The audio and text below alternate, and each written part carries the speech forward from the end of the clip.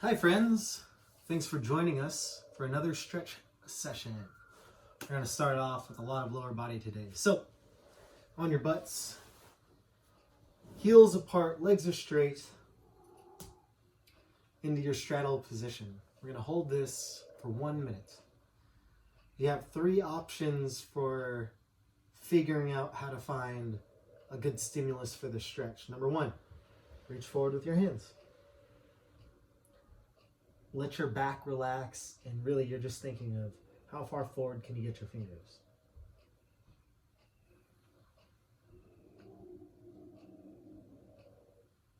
Option number 2, you can try to find your deepest position with good posture. So I'm lifting my chest and my chin up.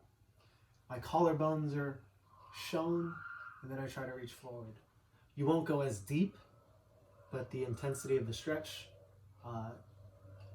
can increase a lot here. Finally, the third iteration is switching and alternating between the two. So I'm going to go passive with my back, and then I'm going to try to claim my posture. And passive and claim. So keep this in mind because we're going to come back to this stretch momentarily. Next up, you're going to twist. I'm going to turn towards my right ankle. Both hands come together, and I'm reaching towards that side. We're going to hold this for a minute. Ensure that the knee is trying to press down into the ground and your toe is up, if not actively pulling towards your face.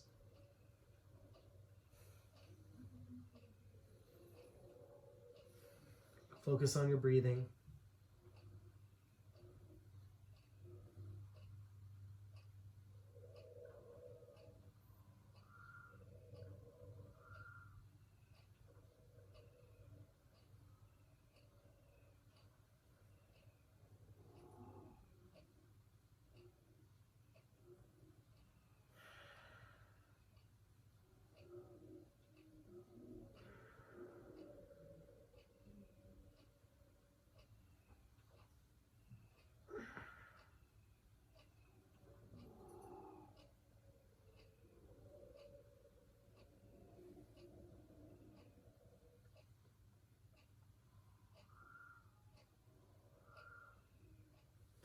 And slowly ease off.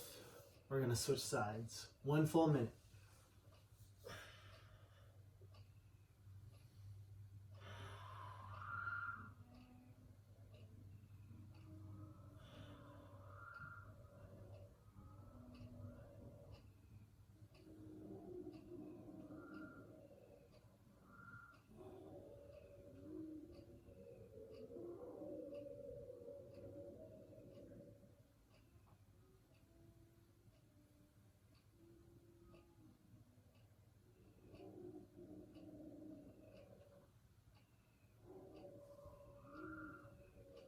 About 20 seconds left.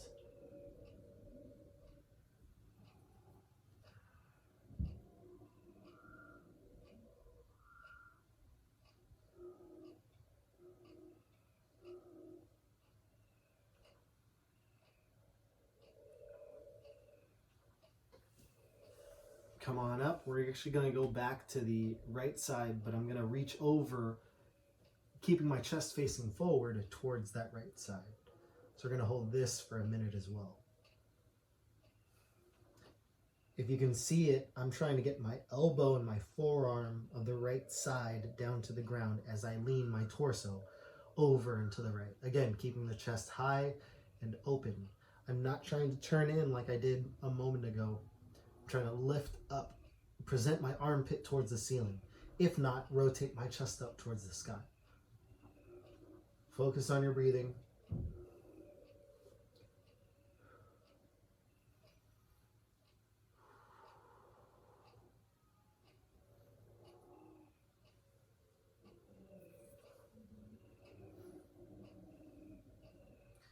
Five, 4, 3, 2, 1. I'm switching sides.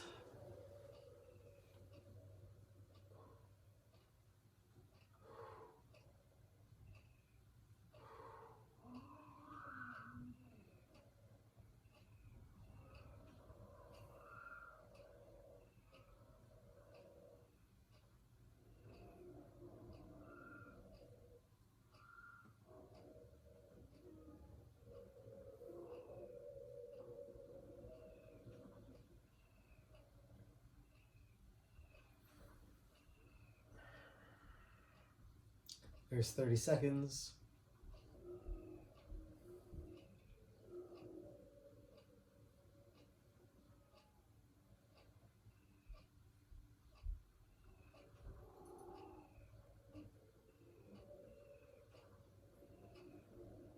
Five, four, three, two, one. Slowly get out of this stretch. Let your legs slowly come together. We're going to bounce our knees so we can get some blood flow through those legs.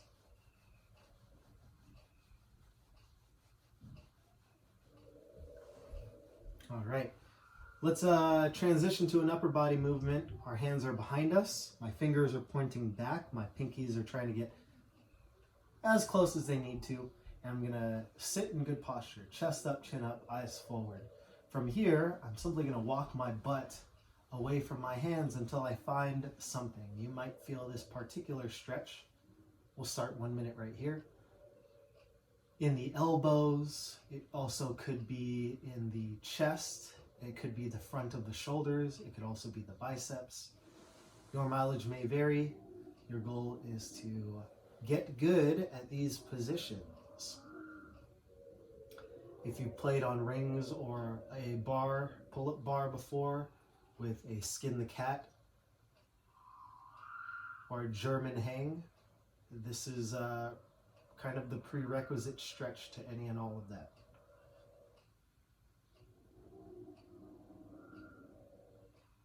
You can rock slightly, ever so slightly, left and right, prying this stretch open one side at a time. 10 more seconds.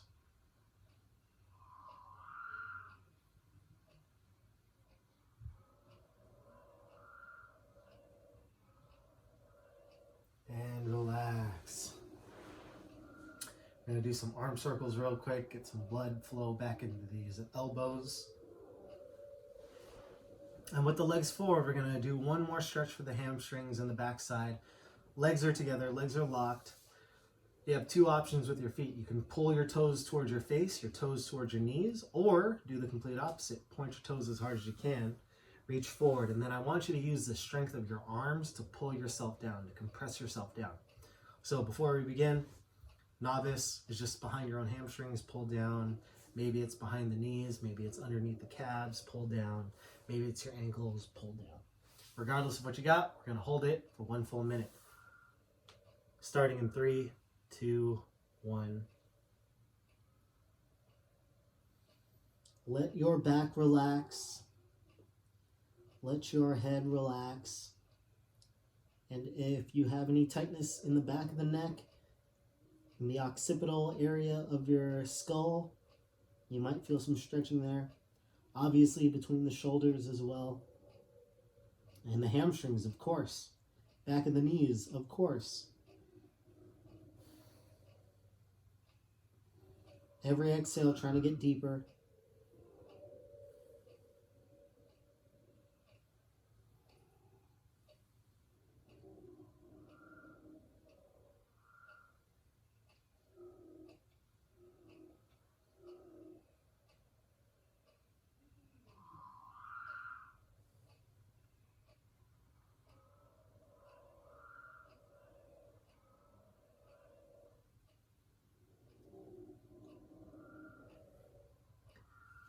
And relax.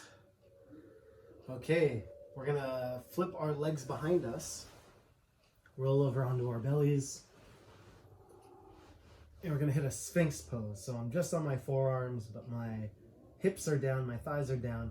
I'm thinking about lifting my chest up,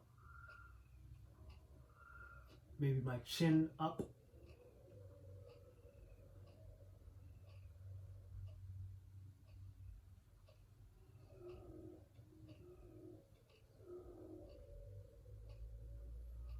And then we can morph this into up-facing dog. So hands by your sides like you're in the bottom of a burpee or a push-up.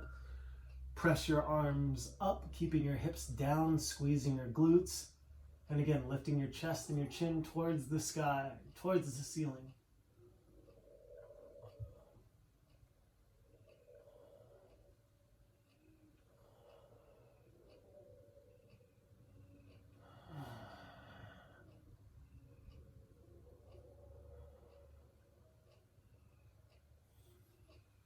Shift back, hands and knees. Sit all the way down. My toes are pointing back. Reach all the way forward, keeping your thumbs close and letting your head relax all the way down. If your forehead makes contact with the ground, you can use the ground to massage your forehead just a tad.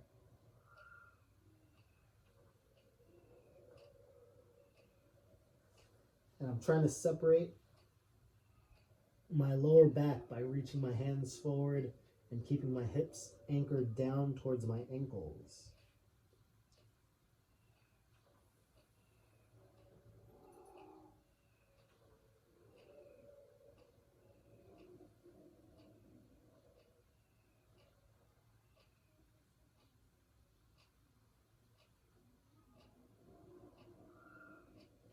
We'll slowly get out of this, get onto all fours, hands and knees. And now we're going to do a sequence of cat-cows on my command. Now, if you're used to this particular stretching mobility piece, I want this to be more of a strength focus. Focus on the things that you can control and let the other things relax. So, position number 1, the cat position. What I'm thinking of is my pocket area presses into my armpits and my armpits press into that pocket area. Rounding my back, squeezing my glutes and my abs and my chest. I'm pushing away from the ground as hard as I can. Position number 2, I'm going to do the opposite of that. I'm lifting my hips up and back. I'm sticking my chest out between my arms, keeping my elbows locked. Lifting my chin and flexing the middle of my back. I'm arching as hard as I can. And then back to the cat. Back to the cow. Cat. Cow. Cat. Cow. Cat. Cow. Cat. Cow. Cat. Cow. All right, shift back. We're going to do a Scissor, which means my toes are pointing back. I'm going to press my heels all the way in together before I try to sit back as much as I can.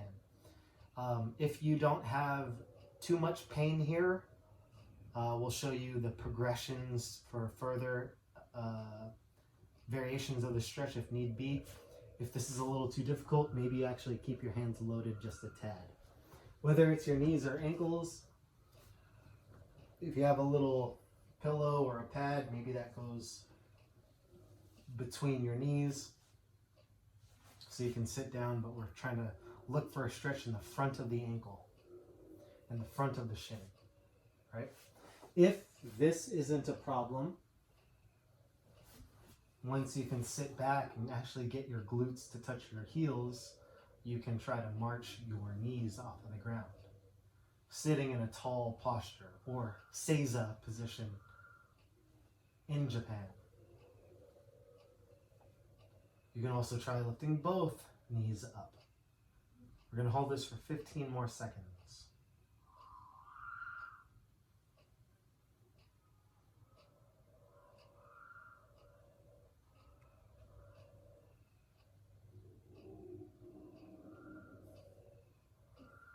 And relax. From the kneeling position, we're going to go from tall kneeling to half kneeling. I'm stepping out forward enough that my heel is further than my knee. My hands go in my hips. We're going to hit a classic Samson stretch. 3, 2, 1. So I'm going to interlace my fingers, press my hands apart, reach up and back, and squeeze my butt cheeks forward as much as I can. If I do this correctly, I should feel some sort of stretching happening here. My abs are on. If you arch in the low back, you will lose this stretch. So if anything, I'm thinking about a crunch as I lift my arms up and back. We could add some prying here. I can shift forward and back. My hips can go left and right. I can do this from the hips or from the shoulders or from both. I can also just lean away from the open side.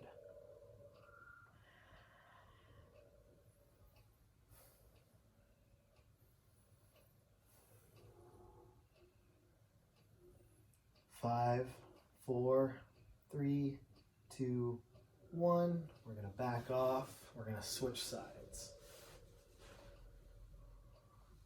Interlace the fingers. Press the shoulder blades apart. Reach up and back. 1 minute right here. Trying to search for a stretch in that open hip area. If your knee feels like it has too much pressure on it, put something underneath. Blankets, a towel, maybe you're using a fitness mat at home, but pillows and pants definitely help too.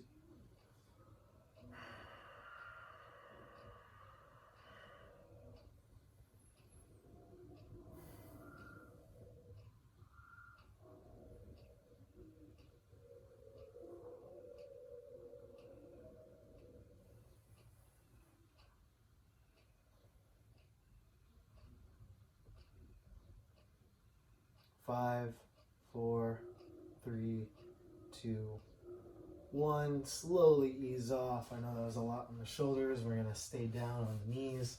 We're going to go back from the tall kneeling position to the Scissor position. Here's the goal. Number 1, I'm going to false grip with my wrist, and I'm going to put that point of my wrist somewhere on my low back. What that does is strike my elbow out. I'm going to swing my free arm back and over to grab some part of the arm rather. So here that's a little difficult if you're not already flexible. So I'm going to use some momentum to grab onto that. And now I'm going to crank this elbow, my right elbow, forward towards the camera. And if I do this correctly and my wrist is braced against my hip bone, I should feel a stretch somewhere deep in the shoulder. We're going to hold this for 30 seconds. Still focusing on breathing.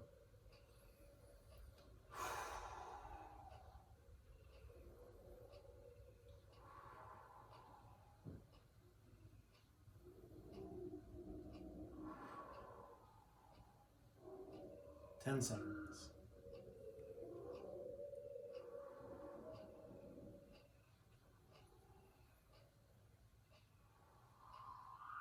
And ease off. Roll your shoulders out real quick, and we're going to repeat on the opposite side. So, false grip on my left wrist. Left wrist gets stuck somewhere behind the left hip. I'm reaching the right arm back to swing it over to grab the left elbow. And now I'm going to pull and crank that in towards the camera. 30 seconds starting now. Remember, in any and all of your stretching postures, you should be experimenting with how does the stretch feel, how does the intensity of the stretch feel when I'm in good posture versus when I'm in a posture that I don't really care about. So if I'm passive and I'm not paying attention, that's one way.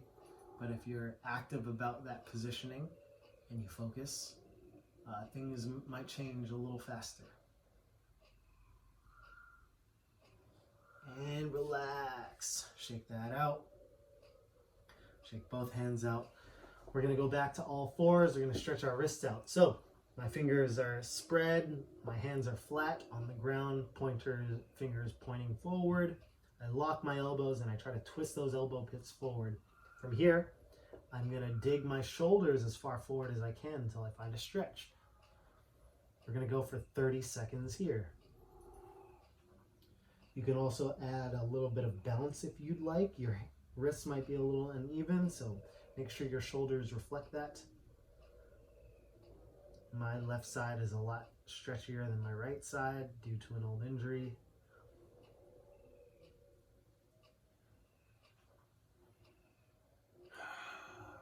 Five seconds.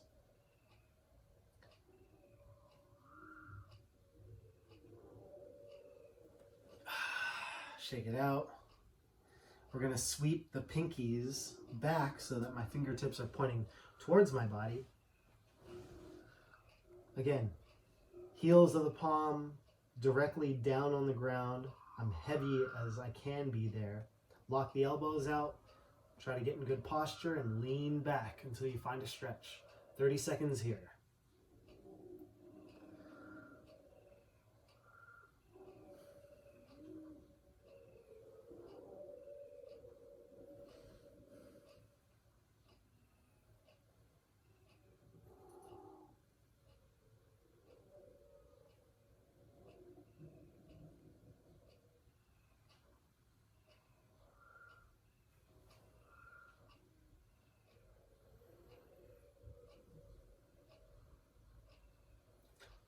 And slowly ease off. Last one for the wrists, and then we'll do something for the chest and call it good. I'm going to go to the back of the wrist. So we said this earlier when we did the elbow internal rotation, do a false grip. And now this part of the hand is going to be on the ground. I like to start outside of my own ankles because that works for me. I want to be able to lock my elbows out and twist the elbow pits forward while maintaining that pressure. And then I'm going to lean back for the stretch. If this is not enough of a stretch, you may move your hands as far forward as needed to find that stretch in the top. 30 seconds.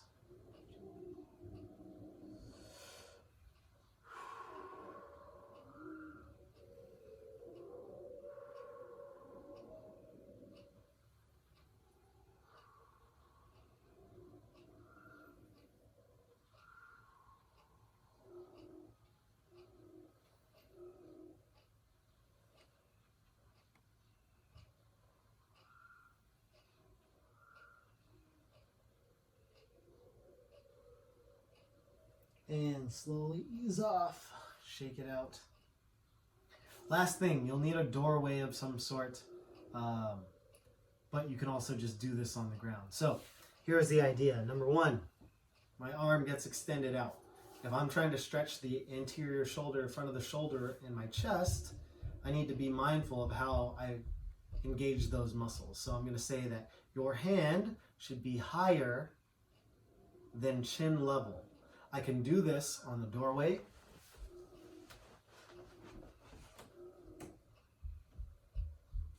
Alternatively, I could do this on the ground. So if I put my arms out directly into a T, I raise my right hand up until it's about chin level or further. And then I'm going to press the shoulder down as I twist over it to find a stretch.